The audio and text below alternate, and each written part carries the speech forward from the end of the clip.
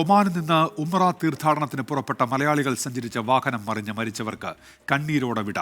പെരുന്നാൾ അവധി സമയത്ത് സൗദി ഒമാൻ അതിർത്തി പ്രദേശമായ ബത്തയിൽ വെച്ചാണ് അപകടം ഉണ്ടായത്.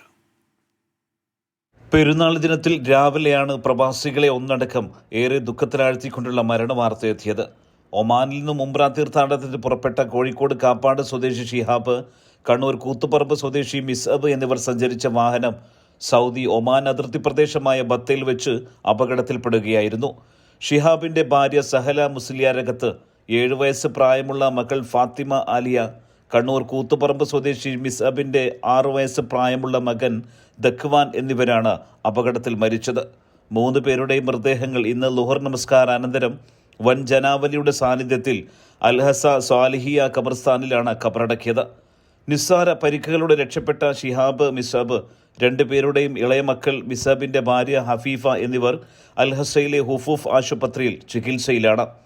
ഈദുൽ ഫിത്ർ പ്രമാണിച്ച് ഓഫീസുകൾ അവധിയായിരുന്നിട്ടും ഖബറടക്കത്തിലുള്ള രേഖകൾ വേഗത്തിൽ പൂർത്തിയാക്കാൻ അൽഹസയിലെ ICF RSC പ്രവർത്തകർക്കായി. കിഴക്കൻ പ്രവിശ്യയിലെ സാമൂഹിക പ്രവർത്തകൻ നാസ് വക്കത്തിന്റെ ഇടപെടലും ഏറെ സഹായകരമായി. സുബൈറുദ്ദീൻ, 24, ദമാം.